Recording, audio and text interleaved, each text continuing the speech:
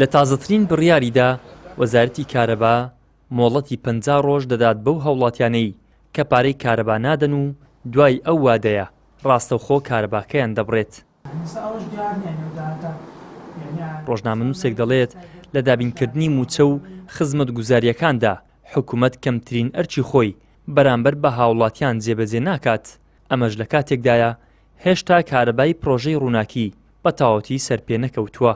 حکوومەتی هەرێمی کوردستان کەمترین ئەرچی خۆی بەرامبەر هاوڵاتیان جێبەجێ دەکات لە پێدانی موچە لە کاتی خۆی لە کارەباکی ڕکوپێکە تاوەکو ئێستا دوای تقریباً ساڵێکە پرۆژەی کارەبای ڕووناچی بە تەواوەتی بە سەرپێ نەکەوتووە. زۆربەی کات ئێستا خەڵک کارەبای دەبڕێت. بۆیە بە بڕوای من بەڕاستی ئەم بڕیارە لەو پەڕی یعنی هەز نەکردنە بەرامبەر بەرپرسیارەتی لە کاتێکدا گوزەرانی هاوڵاتیان خراپە و بەڕاستی هەر خۆی دانانی ئەو کاتە لە بۆی کە هاوڵاتی بیداگەرنە کارەبا دەبڕێت.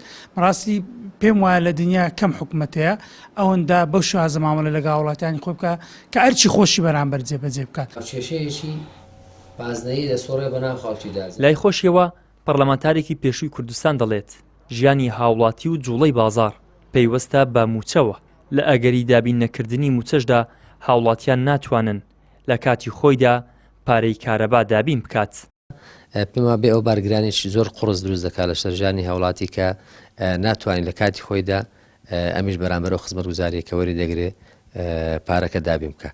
بۆیە پێویستە خزمەت گوزاریەکان بە دابینکردنی ئەو داهاتی کە حکوومەت چاوەڕێ دەکات بێتە دەستی هاو ئاز بێ بەرامبەر ئەو خزمەت گوزاری ئەو مەعیشەت و ئەو موچەیە کە دابینیشی دەکات بەرامبەر هاوڵاتی.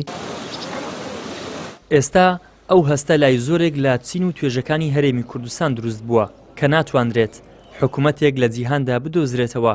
بەم شێوەیە حکوومەتی هەرێم لەگەڵ فەرمانبەرانی و هاوڵاتیانیدا هەڵسوکەوت بکات و بە چاوی بازرگان و بەرژەوەندی مامەڵەیان لەگەڵدا بکات. ئیدریس محەممەد، کەناڵی ئاسمانی پەیام، هەولێر.